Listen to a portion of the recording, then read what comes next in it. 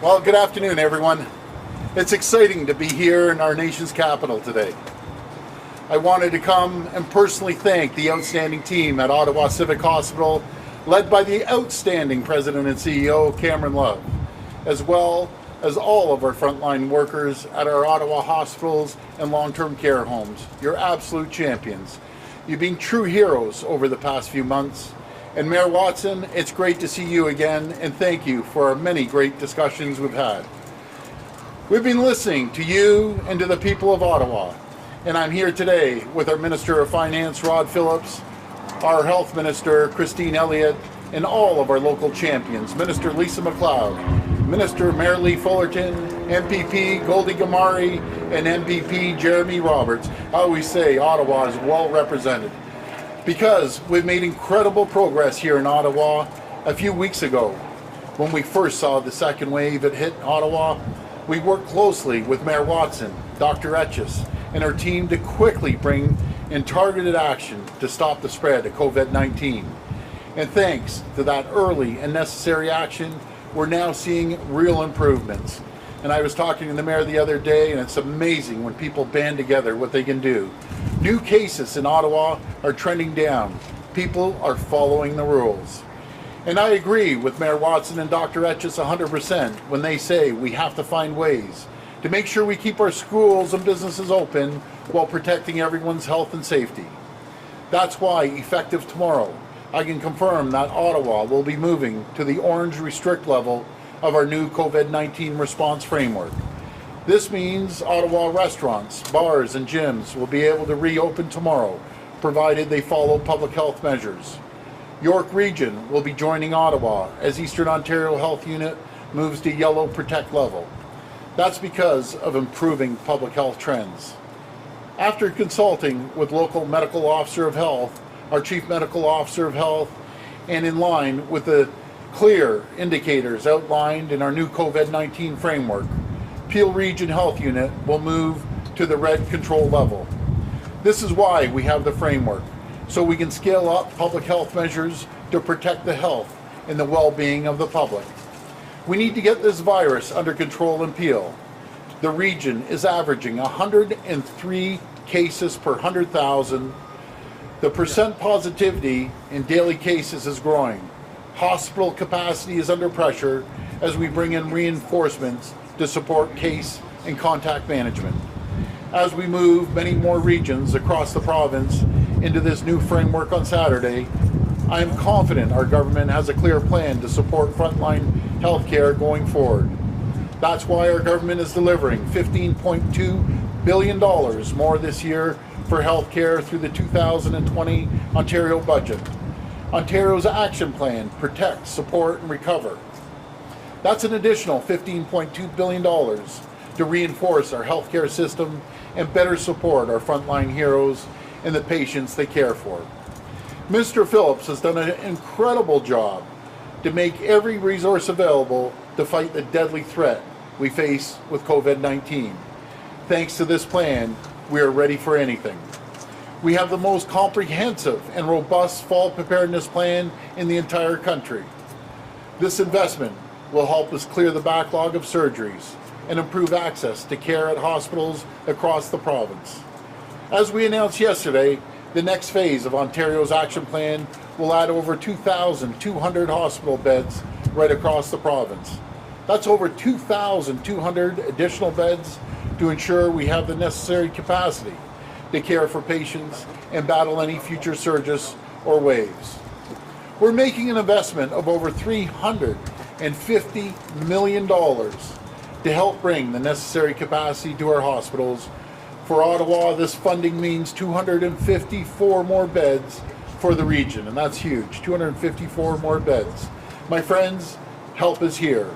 We're continuing to build our surge capacity, but we hope never to have to use it. I ask the people of Ottawa and everyone across the province, please continue to follow public health measures, watch your local alert level, be responsible when you dine out or go to the gym, and avoid large gatherings. Together, we can protect our hospitals and get back a little more of our normal lives. Thank you, and God bless the people of Ontario. Now I'll pass it over to Minister Phillips.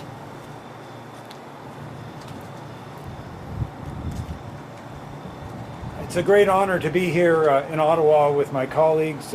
Thank you, Premier Ford, for your leadership, Minister Elliott, for your leadership in the health area, of course, Minister Fullerton and Minister MacLeod, great colleagues around the cabinet table, and our MPPs, Gamari and Roberts. Thank you. And thank you to Cameron Love, the President and CEO of Ottawa Hospital, for welcoming us here, as well as, of course, Mayor Watson. I was teaching Mayor Watson, we call it the shuffle when we sit in these groups behind us as we move around today, so we'll see how well he does during the press conference. Yesterday, I announced the next phase of our government's response to COVID-19, Ontario's action plan, Protect, Support and Recover. Our plan has three pillars. First, we are taking steps to protect people from the deadly virus by increasing our investments in healthcare to $15.2 billion. Second, we are building on the early relief provided for a total of $13.5 billion in direct support for families, workers and employees, and that's in addition to $11.3 billion in cash flow support. And third, we are removing barriers to recovery and providing $4.8 billion to protect and create jobs now and in the future. This next phase of Ontario's action plan brings the total COVID-19 response by the Government of Ontario to $45 billion over the next 3 years. Protect is the first pillar of our plan, and today's $45 million investment in those 254 beds the Premier mentioned in Ottawa is just one example of how we are doing what it takes to continue to protect people from COVID-19. The people of Ontario have done and are doing their part, including here in Ottawa, by respecting and following public health advice. And our government is doing ours. In total, we're spending $8.3 billion more to protect our frontline healthcare heroes and protect people from COVID-19. This does include supporting 141 hospitals and healthcare facilities, 626 long-term care homes since the pandemic began. As we announced yesterday, this includes an additional $572 million more to ensure Ontario's hospitals have the necessary resources to continue providing care for those who need it. And that means in total, our hospitals receive $2.5 billion more than they received last year.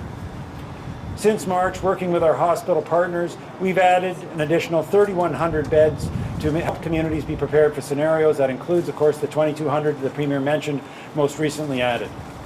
Ontario has built the most robust testing network in the country, which includes 161 assessment centres, 170 pharmacy locations, and 40 community-based mobile testing units. We're leading the country with testing of over 5.3 million tests since March.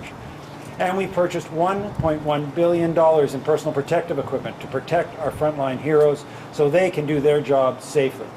That's 300 million masks, 900 million gloves, 50 million gowns, and 6 million face shields. Ontario's action plan, Protect, Support and Recover, makes good on Premier Ford's simple and non-negotiable promise to the people of Ontario at the beginning of this pandemic. Your government will do whatever it takes to get through the pandemic. As COVID-19 continues to threaten our health, we will continue to be there to protect the people of Ontario. And with that, I'll pass it over to the Minister of Health and Deputy Premier, Minister Elliott. Thank you, Minister Phillips. I want to start by thanking the staff and leadership at the Ottawa Hospital for your incredible and ongoing efforts in response to COVID-19. Our doctors, nurses, and healthcare workers really showed us their determination, compassion, and commitment to protecting and keeping us safe.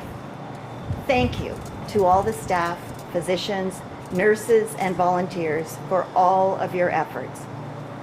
Our government will do whatever it takes to protect the health and well-being of Ontarians and ensure they have timely access to the care they need close to home.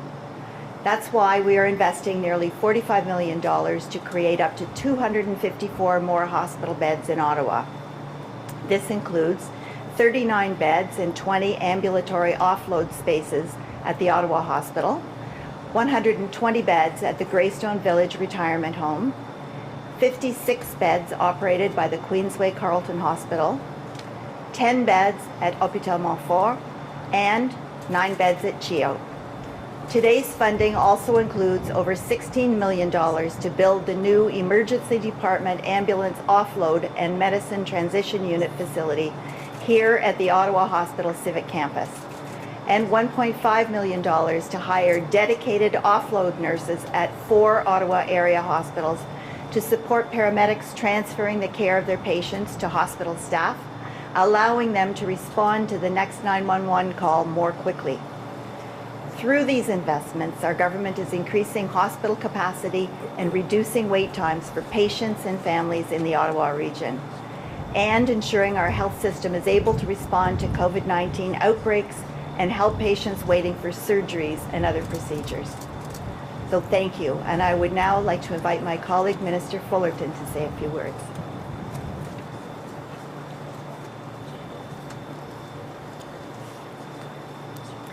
Thank you, Minister Elliott, and many congratulations to Minister Phillips on delivering the budget yesterday. Our action plan keeps people safe, supports our businesses, and lays the way forward for us. And I'm so pleased to be here today with the Premier and my MPP colleagues for this announcement that is so critical for Ottawa and surrounding areas. As the Minister of Long-Term Care and as local MPP, I know that the opening of these new beds at our hospitals is critical to a healthy community. And I want to thank our hospitals, whether it's the Ottawa Hospital, the Queensway Carleton Hospital, CHEO, or the Montfort. I want to particularly thank the Ottawa Hospital right now, who are helping with our home in Nepean right now. So I thank you very much. And special thanks to Cameron Love for all his help and his team. These are true champions, and they are regional champions. These partnerships are what will ensure that we have a truly integrated healthcare system, both here in Ottawa and across the province. And I would now like to call upon my Ottawa colleague, Minister Lisa MacLeod.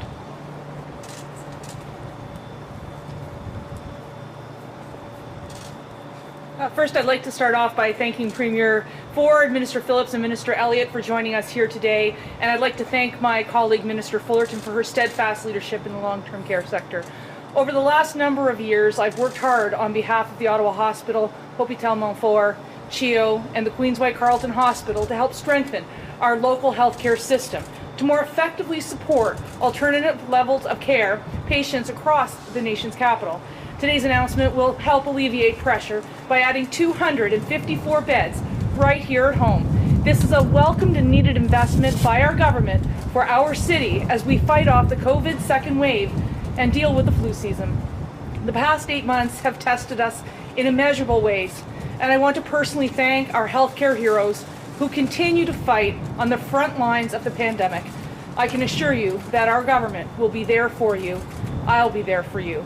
We will continue to invest in our healthcare system to ensure you receive the support you deserve so you can provide Ontarians most vulnerable with the care they deserve. Thank you, and I'd like to now call upon my friend and colleague Cameron Love, President and CEO of the Ottawa Hospital, to say a few words.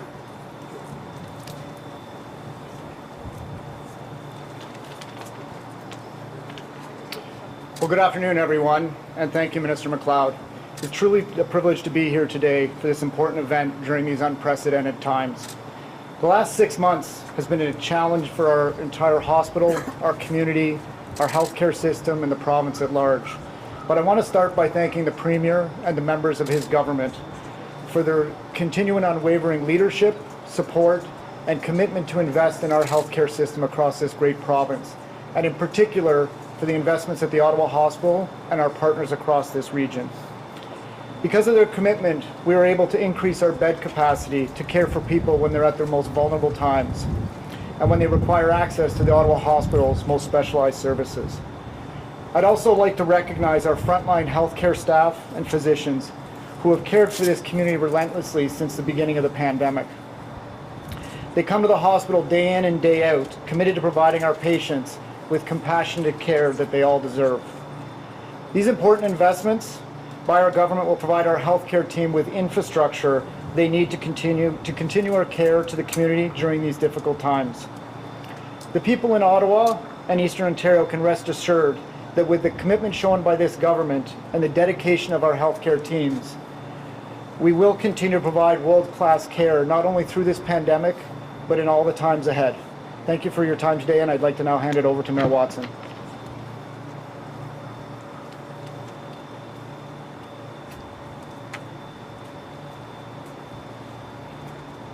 Well, thank you, Cameron, and good afternoon, everyone. I want to begin today by thanking Premier Ford for inviting me here today and to welcome Minister Phillips and Minister Elliott, and of course Minister MacLeod, MPP Jeremy Roberts, and MPP Goldie Gamari, and our great healthcare workers here in the province of Ontario and in the city of Ottawa. Throughout the pandemic, the Premier has been a great partner. He's always quick to answer my calls and texts. In fact, he usually replies to me faster than my sister does, so thank you, Premier, for that. I also want to take a moment to thank our first responders and the amazing staff here at all of our hospitals.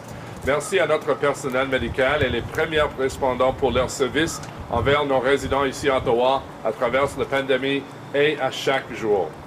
The provincial announcement of funds for an additional 254 beds at hospitals and alternate care facilities in Ottawa is welcome and much needed in our city, especially, of course, during this pandemic. The extra beds will go a long way in addressing offload delays at hospital emergency rooms, a critical issue for our community. And Premier, I think the first time we met, we talked about this challenge with our paramedics, and you delivered with the budget. We thank you very, very much. These delays, of course, have meant that we have reduced availability of ambulances and paramedics for 911 calls. Last year alone, Ottawa paramedics waited more than 53,000 hours to transfer patients to hospital staff. Cela contribuera grandement à répondre à ces besoins critiques à Ottawa. This is wonderful news for Ottawa, and I'd like to thank Premier Ford and Minister Elliott and our local MPPs and our partners for their action on this serious issue and for their support. Merci beaucoup, and please go out and support a great restaurant here in Ottawa, and thank you for the work that you've done, Premier, to ensure that the small business community has a voice at Queen's Park, and you've responded, and they are very, very appreciative. Merci. Thank you. Well, thank you so much, Mayor. Before I get started, Goldie and Jeremy, do you have a second? Do you want to come up for a second? Goldie, come on up. The reason I'm bringing our two all-star MPPs, you know, I'm up here every single day, and these folks of our caucus, they're the ones in the trenches. They're the ones behind the scenes, and they're just absolute heroes. I always tell our cabinet, and they agree, our caucus members are more important than anyone out there. So Jeremy, thank you for the great job that you're doing, and Goldie, you're an absolute champion. So thank you. Before we get started, something really disturbing happened today, and it's regarding Whole Foods policy to ban employees from wearing poppies. I find it absolutely disgusting and disgraceful. It's disrespectful when it comes to honoring our heroes, our veterans. And I'll tell you a story. I was over with Minister MacLeod over at the War Memorial and met two gentlemen, General Lou Mackenzie, which I think a lot of you know, but Michael Tron. He's a hero. He was over in Afghanistan fighting for our freedoms. He lost his legs because of an EID. His hands, he had severe damage to his whole body. And then Whole Foods wants to come out and disrespect someone like that, or disrespect people that fought for the freedoms of our country all the way back from 1915 in Flanders Field when they came up with this poppy. I find it disgraceful, and obviously whoever at Whole Foods made this decision isn't the sharpest knife in the drawer, matter about as sharp as a butter knife. Our veterans have sacrificed for us, sacrificed for our front line freedoms that we face every single day that we can walk around, sacrifice for our way of life, sacrifice to ensure our country remains strong and free. When the legislature returns, we will introduce legislation to ban companies from preventing their staff from wearing a poppy during Remembrance Week. I never, ever want to see any company in Ontario ever do this again. The poppy is an endearing symbol of sacrifice and appreciation for all our veterans.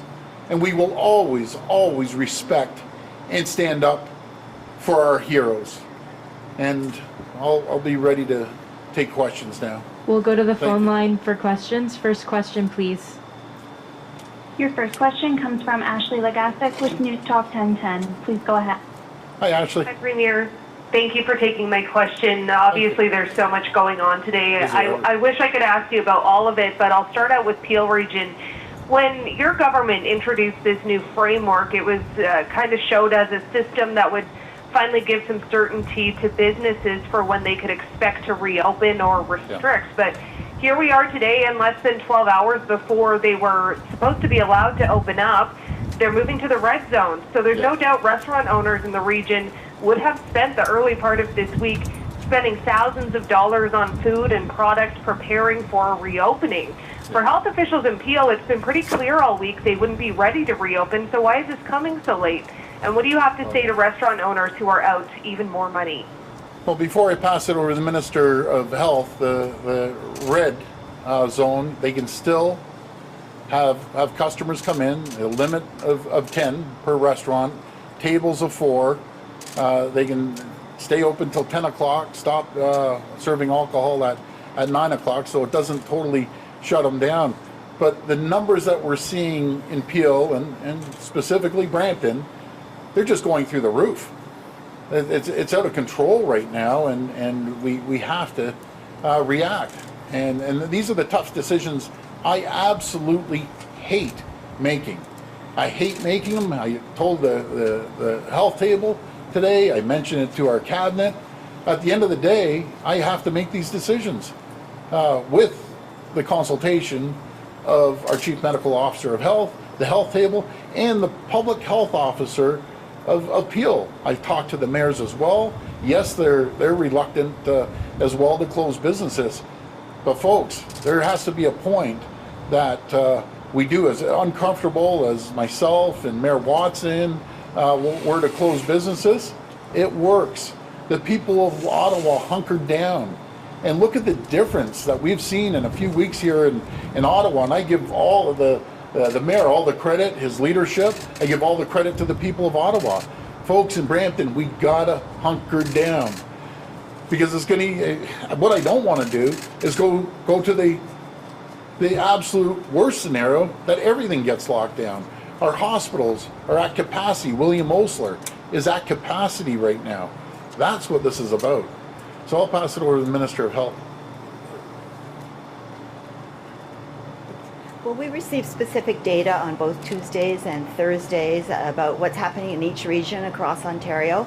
And unfortunately, we've seen the numbers in Peel region escalate quite sharply. So action needed to be taken, as the Premier stated. We've seen the case numbers go up dramatically. The percent positivity rate is about 11% right now. What we really want to get to is below 2.5%. So it's a huge gap. And we're also seeing the R factor is at about 1.2 and rising as well. So we know that the numbers are out there. There is community spread and transmission.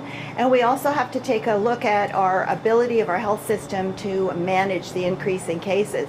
Right now, the William Osler Health System has 57 patients with COVID-19. They also have a number of staff.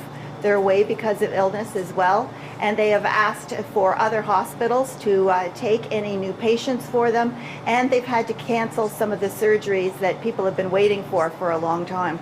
So we know that there's a considerable problem in Peel region right now. We're also going to be sending in help for them, an additional 70 contact tracers, as well as some of the people from some of the northern public health units where the numbers are much smaller. They are also coming in to help with telephone support. So we also want to make sure that we can have people there to monitor, understand what's going on from an enforcement perspective, because we have to get these numbers down. Follow up? Thank you both very much for that. Premier and Health Minister, if you could speak to this as well. This is in regards to something Dr. Eileen de Villa, the Chief Medical Officer of Health in Toronto, put out today in a letter for the city's Board of Health to consider. She laid out how severe the overdose crisis in Toronto has been, especially during the pandemic, and she is calling for the decriminalization of simple drug possession. What's your reaction to that, and would you support decriminalization? Decriminalization of what type of a drug? Simple possession for a very small amount of drugs, whether it's heroin or cocaine, something like that? Absolutely not. I am not in favor of legalizing a small quantity of cocaine or heroin. Our government's doing it. We need to put more money, more support into addiction. That's why we're putting $3.8 billion into mental health and addiction to support these people. Not to encourage people to do more cocaine, more heroin. You know, we need to have the money to put these people and support them into rehab and support them that way. But absolutely 100% I am not in favor in legalizing small quantities of heroin or cocaine. It's a terrible, terrible drug. We aren't talking about weed or marijuana. We're talking about serious drugs that can kill people, that are highly, highly addictive. So the answer is no. I'll pass it over to the Minister of Health. Well, first of all, I'm in complete agreement with the Premier on this issue, but we also have a significant plan that we brought forward just before the COVID pandemic struck us, our Roadmap to Wellness. It's a comprehensive mental health and addiction strategy. We are dealing with the addictions issue. We also have a number of consumption and treatment service sites available right now where people can to use whatever drugs they're using under supervision, so that if there are any problems, that there's staff there that are going to be able to help them. That's what we need to do. We need to talk to people, get them into rehabilitation if we can. That's the way these sites have been set up. We want to get people off drugs, not take more. Next question. Your next question comes from Taylor Blewett with Ottawa Sun. Please go ahead. Hi, Kayla. Thanks for taking my question. Thank you. I'm wondering, first of all, why didn't your government announce any new funding specifically for local public health units in yesterday's budget? You know, here in Ottawa, public health is facing multi-million-dollar budget pressures for 2020 and 2021 because of COVID, and we have heard previously that OPH has had to cut back on some of the non-COVID aspects of its mandate. I'm wondering, why not invest more dollars into public health when they have proven such a critical player during this pandemic? I'll pass this over to the Minister of Finance.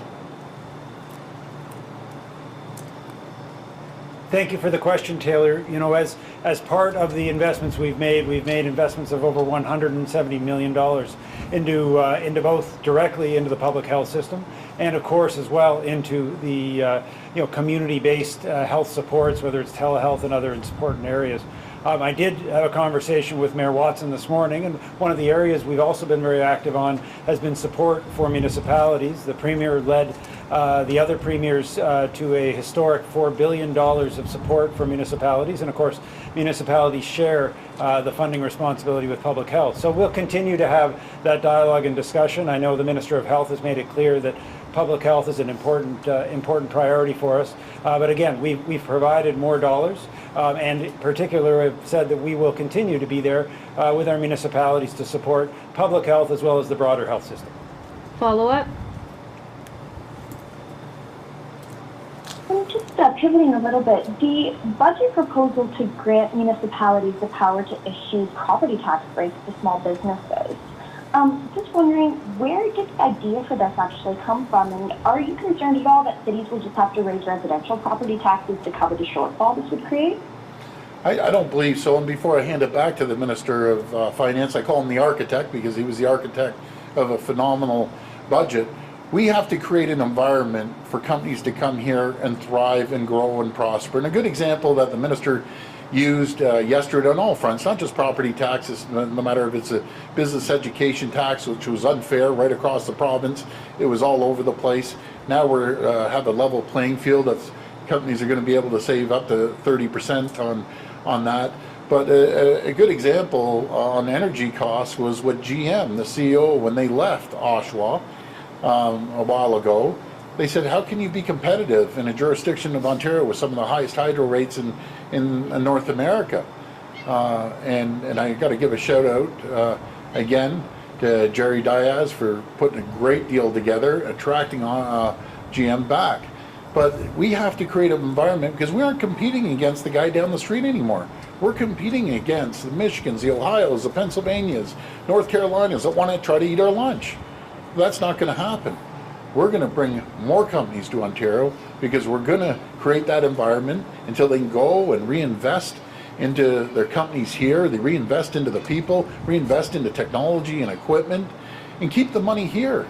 And then you got all the reciprocal jobs too, from, let's use auto sector for GM, all the part manufacturers. We signed a great deal with Ford and Chrysler as well. We're going to be the automotive capital of North America. We're just slightly behind Michigan right now, but with GM coming on board, we're going to overtake Michigan and be again the auto capital of North America. And I love the idea of those battery operated cars too.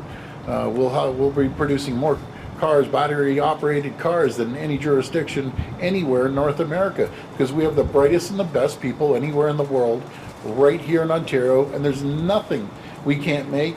There's nothing or no one we can't compete against when we're all pulling in the same direction. I'll pass it over to the Minister of Finance. Thank you, and I do appreciate the question. First of all, I should say this is flexibility for municipalities, so they will choose whether it makes sense. But this idea actually came from municipal leaders. They said, we would like to be able to take our small businesses, who we know are under pressure, we know have been hardest hit in many ways, and we'd like to have a way to be able to give them a lower tax rate than other tax rates in our area. And very specifically, and I did call him out in yesterday's budget, Mayor John Tory of Toronto was one of the mayors who made this suggestion. So we're giving municipalities that flexibility, but we're going one step further. About 40% of the local tax bill for property taxes is actually to the province to pay for education. So we, of course, will keep funding education at record levels, but we're going to match that reduction where municipalities make the choice to make a reduction. And we used an example from the City of Toronto yesterday of a typical bakery where, the municipal reduction, were they to say do a 30% reduction, would be $5,000. The provincial component would be $4,000, so that's $9,000. And then with the education property tax reduction that the Premier mentioned, that would be another $1,100. So we're talking a significant, over $10,000 reduction. And today, when our small businesses are under so much pressure, knowing that that's there next year, starting January 1st, but for all the years after that, that can make the difference between some businesses staying open and or deciding that they can't. So this is support we're happy to provide in partnership. The idea came from our municipal partners. We hope that they will take us up on it, but again, it'll be a choice for each municipality. Thank you. Next question. Your next question comes from Brian Lilly with the Toronto Sun. Please go ahead. Hey Brian, how you doing? Hi, Premier. You're saying that you're keeping restaurants closed, or not closed, but to 10, which many restaurant owners would essentially say it means they have to stay closed, they can't operate at that.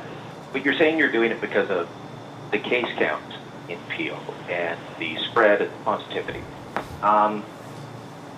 The numbers are actually up now, much higher than they were before you closed.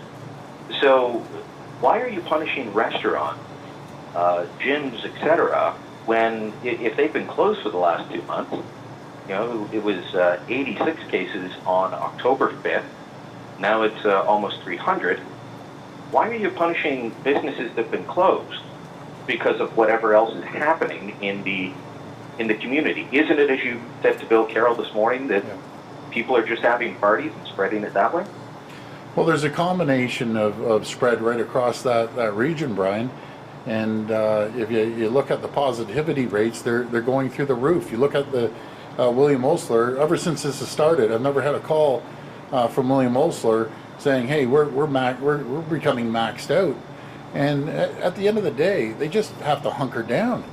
They have to hunker down and start following the protocols. Follow what Ottawa did. Follow what we did in Toronto before, when all of Ontario was under 100 cases. Brian, it's easy to be the armchair quarterback all the time and ask me these questions, but we have two choices here, Brian. We either just let this just go hog wild, just out of control. We won't have hospital capacity, and people will be dying, and the COVID cases will be running rampant like wildfire across Peel, and then Peel goes into Halton, and Halton goes so on and so forth. Or we do some preventative maintenance, as I say. We jump in there and We aren't asking them to stay in stage 2. We're going into the red zone, control zone, and they're going to be able to at least bring some people into their restaurants and hopefully flip the tables as quickly as possible. But I encourage people to go and support your local restaurants. Order takeout when possible. Buy a bottle of wine, support them. Buy some spirits, buy a case of beer. That's how we can support them. Brian, if you think for a second as a business owner, if you think I like closing businesses, buddy, you're so wrong. It's unbelievable. I absolutely despise closing businesses. But I have to keep the health and safety of this province moving forward. Simple as that. Follow up? Okay, Premier, I get that you don't like getting difficult questions from me, but if we can stop with the, calling me an armchair quarterback and then just going to big scary numbers. I'm asking you about the facts in front of us. Whether we're talking daily count cases or 7-day numbers, after 28 days of restaurants and gyms being closed in Peel, the numbers are up dramatically. So the spread is obviously not happening there. How does keeping them closed or restricted to such small numbers that many say they can't operate, how does that help? I'm asking you a specific question based on your data. I'm not being an armchair quarterback. I'm not trying to be a jerk to you. I'm trying to do my job, sir, and ask a question. I appreciate that, Brian. How does it help if the spread happened when they were closed? Well, I appreciate that, Brian. And I always say I'm not one to stand up here and pretend I'm a medical professional. I listen to the advice of the Chief Medical Officer, our health table, our Minister of Health, and when they're showing me the numbers and they're giving me the recommendations, I have two choices, Brian. I either ignore them, and I used this example last time with you. You go to the doc, and the doc says you got an issue. Do you ignore him or do you take his advice? Well, sometimes you go get another set of ears and eyes and get advice off another doc. We have well over 100 docs giving us all this information. You know, it's not just Dr. Williams. We have the local medical officer, Dr. Lowe, asking me to do the same thing.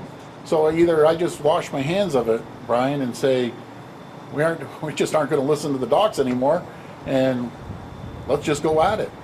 I don't believe in that. I believe in protecting the health and safety of the people of Ontario. I'll pass it over to my Minister of Health. Well, as the Premier has indicated, we take advice and recommendations from Dr. Williams, from the Public Health Measures Table. There are a number of other doctors that feed into that table that provide us with advice. But the reality is that there is community spread due to a wide variety of factors, including restaurants, bars, workplaces are also a concern. And then people just not following the basic public health rules of making sure that you maintain social distancing, washing hands frequently, wearing a face covering where it's necessary to do so or where you can't keep that distance, and staying home when you're ill. So this is really important for all 14.5 million people in the province of Ontario, and especially right now for all of the people in Peel region. We want them to move out of this area that they're in right now. We want to see those numbers go down, and with everyone following all of the rules, it will happen. But we have to take some action right now because our hospital system is becoming overwhelmed. We want to be able to treat everyone that comes in with COVID-19 or whatever else brings them to hospital. So we have to take these measures. It's not something any of us want to do, but we also have a responsibility to protect the health and safety of the people of Ontario, and that's what we need to do now. Last question. Your final question comes from Colin DeMello with CTV News. Please go ahead. Hi, Hi there, Premier Ford. I just want to be clear here. Your government says that you guys are loosening or putting Peel in a red zone, and therefore there are restrictions. But you guys are actually loosening the restrictions from the modified stage 2 to the red zone. You referenced Dr. Lowe. Dr. Lowe had specifically asked your government, or Dr. Williams, to keep Peel Region in a modified stage 2 for at least another week. Why did your government not listen to what Dr. Lowe specifically requested? So I'll tell you where Peel was going. Peel was going into the restrict, the orange level. After we ended up getting this notice from Dr. Lowe, he communicated with our chief medical officer. And I guess we came up with and this has been going on all night, all day today. And it's not just Dr. Lowe. I have to listen to the mayors too. Mayor Thompson, which we were kind of playing telephone tag back and forth today, we never connected. Talked to Mayor Brown. I talked to Mayor Crombie. And, you know, they were hesitant to close down restaurants. And then we have Dr. Lowe asking to stay in stage 2. And then I have to consult with our chief medical officer.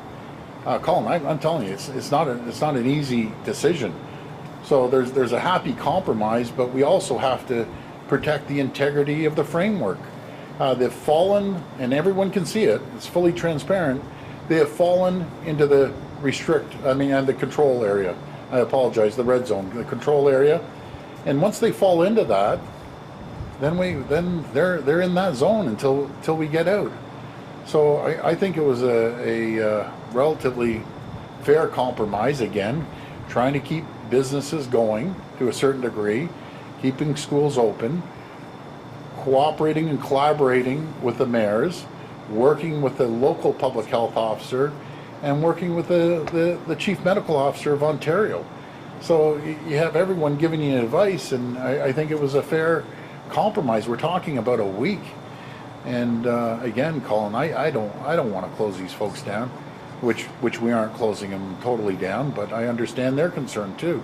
But I go back again, Colin, you see the news as much as I do, and everyone at home. You see what's happening in the UK. There's lockdowns in France, UK, Ireland, Spain. It's running rampant. And I don't want to get into that position that we have to lock down the province again. It'd be terrible, absolutely terrible. Follow-up?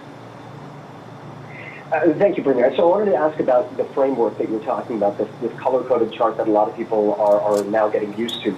We've spoken to multiple health experts who are saying that this is actually confusing, and that the thresholds that your government has set are way too high. In fact, we would have to get into what one official called Trump territory, how it's spreading in the United States, in order for us to really start to address the issue. I'm trying to understand here, how did you get to this criteria of 10% positivity rate, hospitals being on the verge of being overwhelmed, multiple outbreaks? How did you get to that specific criteria, and isn't that the inferno that you have been talking about earlier this week instead of the smoke?